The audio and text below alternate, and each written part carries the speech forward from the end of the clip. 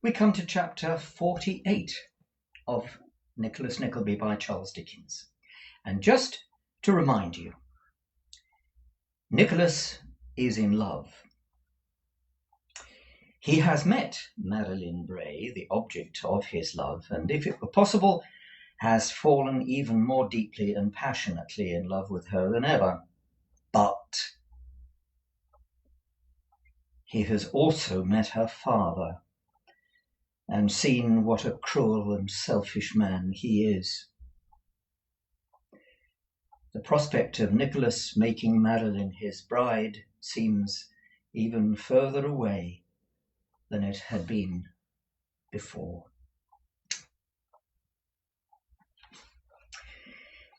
It was with a very sad and heavy heart, oppressed by many painful ideas, that Nicholas retraced his steps eastward and betook himself to the counting-house of Cheeryble Brothers.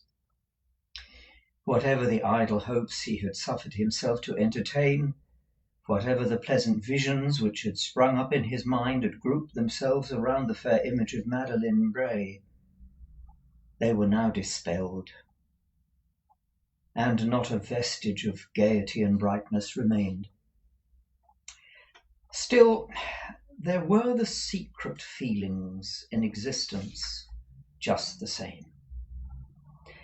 And in secret, Nicholas rather encouraged them than otherwise, reasoning, if he reasoned at all, that they could do no one any harm except to himself, and that if he kept them to himself from a sense of duty, he had an additional right to entertain himself with them as a reward for his heroism.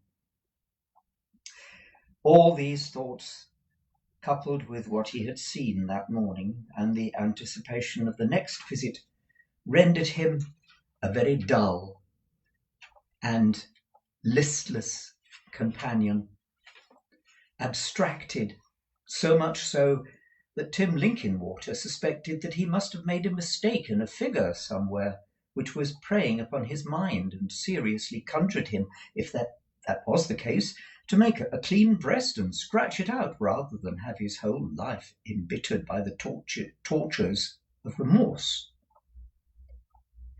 But in reply to these considerate representations, and many others, both from Tim and Mr. Frank, Nicholas could only be brought to state that he was never merrier in his life, and so went on all day, and so went homewards, still turning over and over again the same subjects, thinking over and over again the same things, and arriving over and over again at the same conclusions. In this pensive, wayward, and uncertain state, people are apt to lounge and loiter without knowing why, to read placards on the walls, and with great attention, without the smallest idea of one word of their contents, and to stare most earnestly through shop windows at things which they don't see. It was thus that Nicholas found himself poring with the utmost interest over a large playbill hanging outside a minor theatre, which he had to pass on his way home, and reading a list of the actors and actresses who promised to do honour to some approaching benefit, with as much gravity as if it had been a catalogue of the names of ladies and gentlemen who stood highest upon the book of fate, and he had been anxiously looking for his own. He glanced at the top of the bill, with a smile at his own dullness, as he prepared to resume his walk, and then saw announced in large letters, with a large space between each of them, "Positively the last appearance of Mr. Vincent Crummles, of provincial celebrity." "Nonsense," said Nicholas, turning back again. "It can't be." But there it was. In one line by itself was an announcement of the first night of a new melodrama. In another line by itself was an announcement of the last 6 nights of an old one. A third was devoted to the re-engagement of the unrivalled African knife swallower, who had kindly suffered himself to be prevailed upon to forego his country engagements for 1 week longer. A fourth line announced that Mr. Snittle Tinbury, having recovered from his late severe indisposition, would have the honour of appearing that evening. A fifth line said that there were cheers, tears, and laughter every night. A sixth, that this was positively the last appearance of Mr. Vincent Cromwell's of provincial celebrity. Surely it must be the same man, thought Nicholas. There can't be 2 Vincent Cromwellses. The better to settle this question, he referred to the bill again, and finding that there was a baron in the first piece, and that Roberto, his son, was enacted by one Master Cromwells, and Spoletro, his nephew, by one Master Percy Cromwells, their last appearances, and that incidental to the piece was a characteristic dance by the characters and a castanet par seul by the infant phenomenon, her last appearance, he no longer entertained any doubt, and presenting himself at the stage door and sending in a scrap of paper with Mr. Johnson written thereon in pencil, was presently conducted by a robber with a very large belt and a buckle round his waist and very large leather gauntlets on his hands into the presence of his former manager. Mr. Cromwells was unfeignedly glad to see him, and starting up from before a small dressing-glass, with one very bushy eyebrow stuck on crooked over his left eye, and the fellow eyebrow and the calf of one of his legs in his hands, embraced him cordially, at the same time observing that it would do Mrs. Cromwell's heart good to bid him good-bye before they went. "You were always a favourite of hers, Johnson," said Cromwells. "Always were from the first. I was quite easy in my mind about you from the first day you dined with us. One night that Mrs. Cromwells took a fancy to you, I was sure it would all turn out right. Ah, Johnson, what a woman she is!" "I am sincerely obliged to her for her kindness in this and all other respects," said Nicholas. "But where are you going? And you talk of bidding good-bye." "Haven't you seen the papers?" said Cromwells with some dignity. "No." "Oh, I wonder at that," said the manager.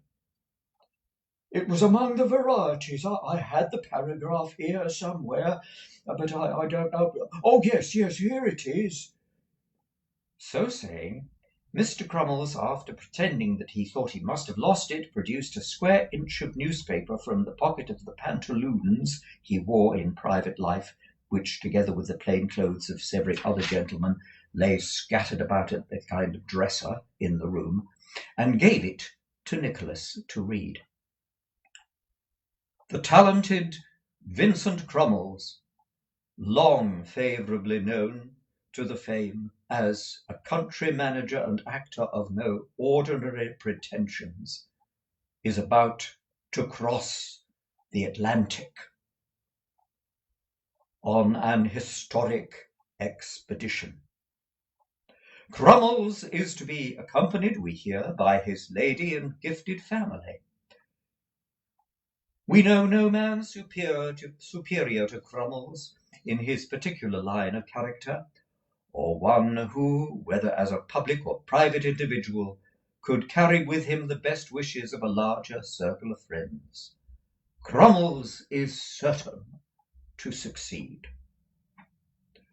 "Here's another bit," said Mr. Cromwells, handing over a still smaller scrap. "This is from the notices to correspondence, this one." Nicholas read it aloud. Philodramaticus.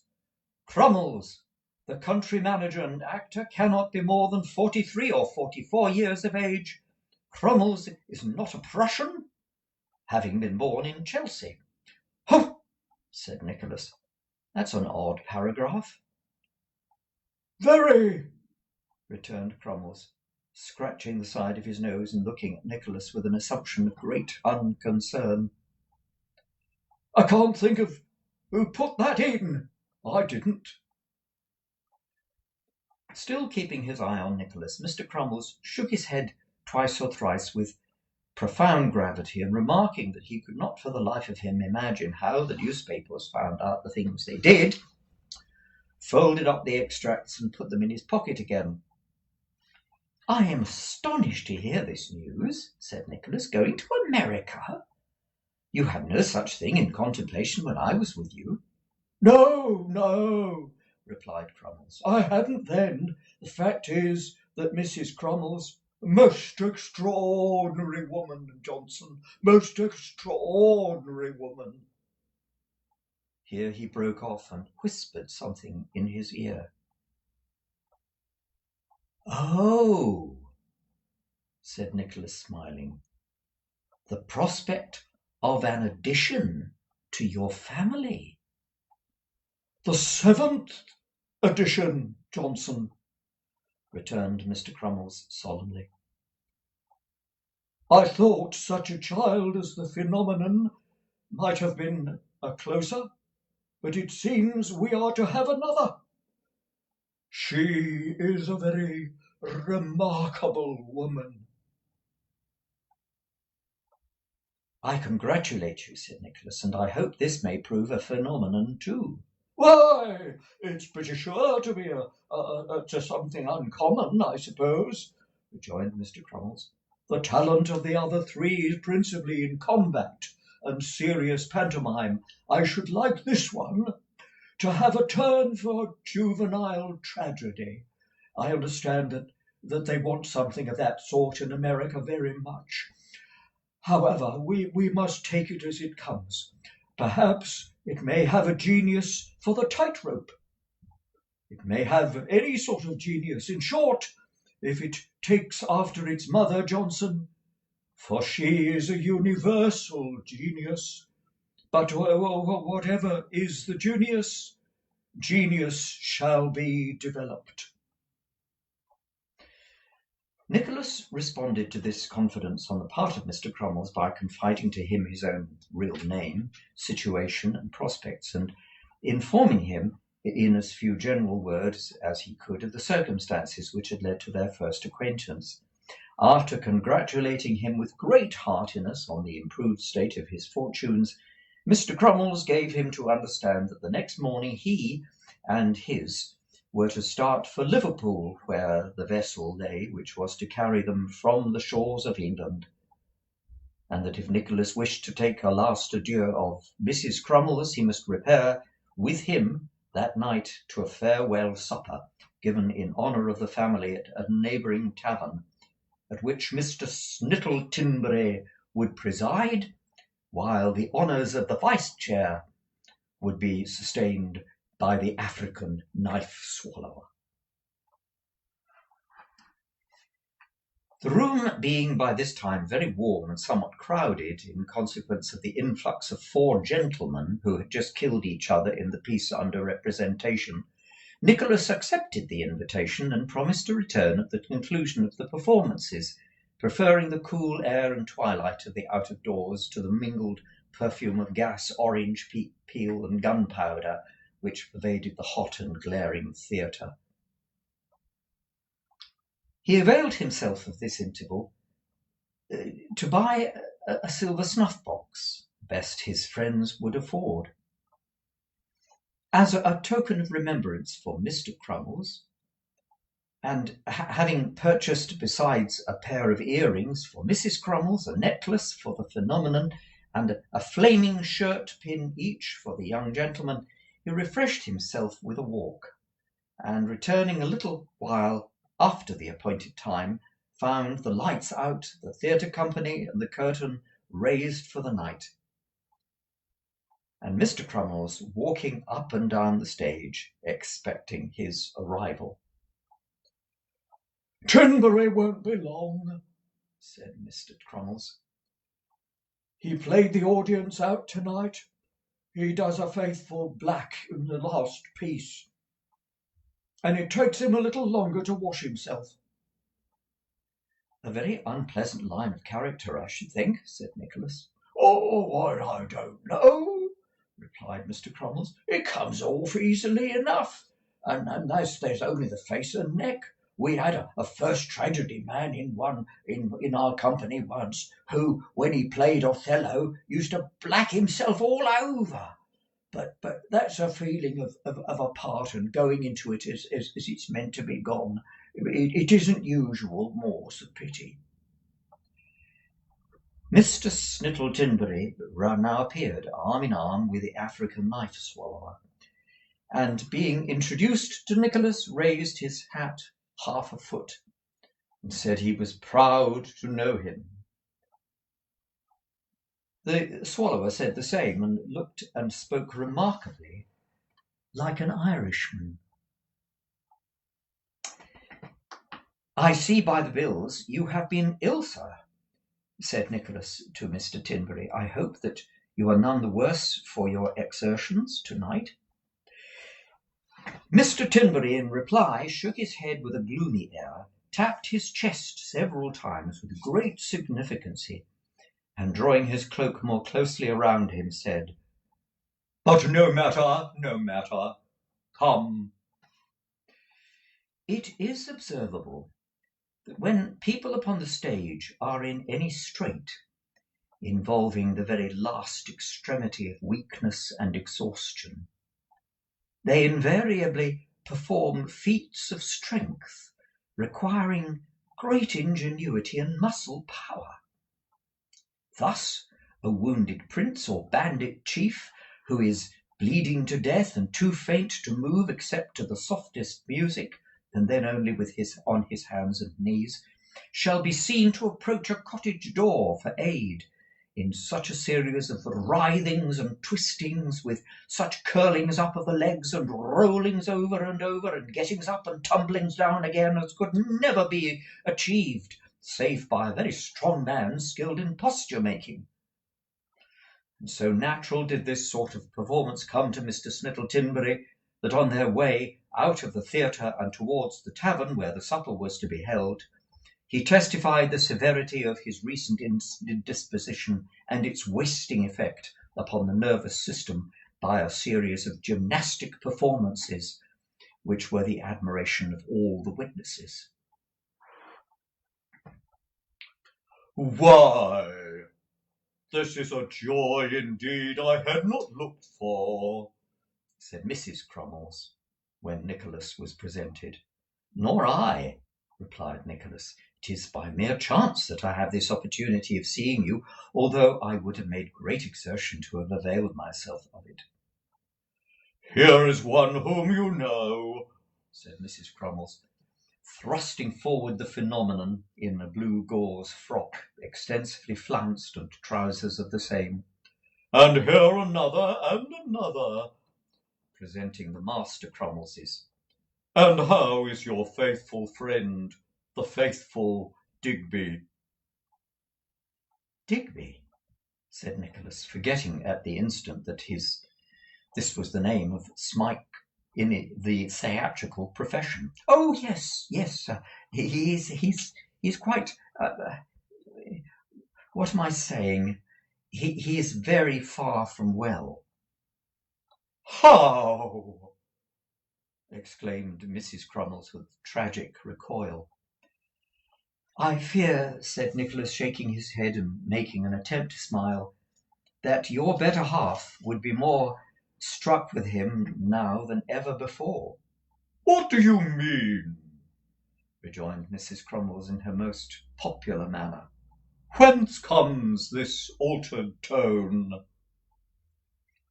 "I mean that a dastardly enemy of mine has struck at me through him, and that while he thinks To torture me, he inflicts on him such agonies of terror and suspense as— You will excuse me, I am sure, said Nicholas, checking himself. I should never speak of this, and never do, except to those who know the facts. But for a moment I forgot myself. With this hasty apology, Nicholas stopped down to salute the phenomenon, and changed the subject, inwardly cursing his precipitation and very much wondering what Mrs. Crummies must think of so sudden an explosion. The lady seemed to think very little about it, for the supper being by this time on the table, she gave her hand to Nicholas, and required with a stately step to the left hand of Mr. Snittle Tinbury. Nicholas had the honour to support her, and Mr. Crummies was placed upon the chairman's right. The phenomenon and the master Crummieses sustained the vice. It was, upon the whole, a very distinguished company, for the independently of the lesser theatrical lights who clustered on this occasion around Mr. Snittle Tinbury. Apart from that, there was a literary gentleman present who had dramatised in his time 247 novels as fast as they came out, some of them faster than they'd come out, and who was a literary gentleman in consequence. This gentleman sat on the left hand of Nicholas, to whom he was introduced by his friend the African knife swallower, from the bottom of the table with a high eulogium upon his fame and reputation. "I am happy to know a gentleman of such great distinction," said Nicholas politely. "Sir," replied the wit, "you are very welcome, I am sure. The honour is reciprocal, sir. As I usually say when I introduce my literary friend, did you ever hear a definition of fame, sir?" "I have heard several," replied Nicholas with a smile. "What is his?" "When I dramatise a book, sir," said the literary gentleman, "that's fame for the author."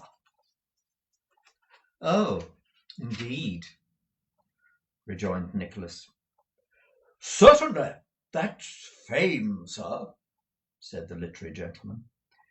So Richard Turpin, Tom King, and Jerry Abershaw handed down to fame the names of those on whom they committed their most important robberies, said Nicholas. I don't know anything about that, sir," answered the literary gentleman. "Shakespeare dramatised stories which had previously appeared in print, it is true," observed Nicholas. "Oh, meaning Bill, sir? Said the literary gentleman. "So he did. Bill was an adapter, certainly. So he was. Very well, he adapted. Very well, considering." At length Mr. Snittle Tinbury rose in the most approved attitude, with one hand upon the breast of his waistcoat, and the other on the nearest snuff-box, and, having received with great enthusiasm, proposed, with an abundance of quotations, his friend Mr. Vincent Crummies, ending a pretty long speech by extending his right hand on one side and his left on the other, and severally calling upon Mr. and Mrs. Crummies to grasp the same. This done, Mr. Vincent Crummies returned thanks, and that done, the African knife swallower proposed Mr. Vincent Crummies in affecting terms. Then were heard loud moans and sobs from Mrs. Crummies and the ladies, despite of which that heroic woman insisted upon returning thanks herself, which she did in a manner and in a speech which had never been surpassed and seldom equalled. It then became the duty of Mr. Snittle Tinbury to give the young Crummieses, which he did, after which Mr. Vincent Crummies, as their father, addressed the company in a supplementary speech, enlarging on their virtues, amiabilities, and excellencies, and wishing that they were the sons and daughters of every lady and gentleman present. These solemnities having been succeeded by a decent interval, enlivened by music and other entertainments, Mr. Crummles proposed that the ornament of his profession, Mr. Snittle Tinbury, should be toasted, and at a little later period of the evening the health of that other ornament of the profession, the African knife swallower, his very dear friend, if he would allow him to call him so, should also be toasted, which liberty, there being no particular reason why he should not allow it, the African knife swallower graciously permitted. The literary gentleman was then about to be toasted, but it being discovered that he had been drunk for some time, in another acceptation of the term, was then asleep on the stairs, and the intention was abandoned and the honour transferred to the ladies. Finally, after a long sitting, Mr. Snittle Tinbury vacated the chair, and the company, with many adieus and embraces, dispersed. Nicholas waited to the last to give his little presents. When he had said good-bye all round, and not a jot of his theatrical manner remained, he put out his hand with an air which, if he could have summoned it at will, would have made him the best actor of his day in homely parts. And when Nicholas shook it, with the warmth he honestly felt, appeared thoroughly melted. "We are a very happy little company, Johnson," said poor Crummles. You and I never had a word. I shall be very glad tomorrow morning to think that I saw you again. But now I almost wish you hadn't come. Nicholas was about to return a cheerful reply, when he was greatly disconcerted by the sudden apparition of Mrs. Grudden, who seemed that it had been declined to attend the supper, in order that she might rise early in the morning, and who now burst out of an adjoining bedroom, habited in a very extraordinary long white robe, and throwing her arms around Nicholas' neck, hugged him with great affection. "What, are you going too?" said Nicholas, submitting to it with as good a grace as she had been the finest young creature in the world. "Going?" returned Mrs. Grudden. "Lord a mercy, what do you think they'd do without me?" Nicholas submitted to another hug with even better grace than before, if that were possible, and waving his hat as cheerfully as he possibly could, took farewell of the Vincent Crummleses.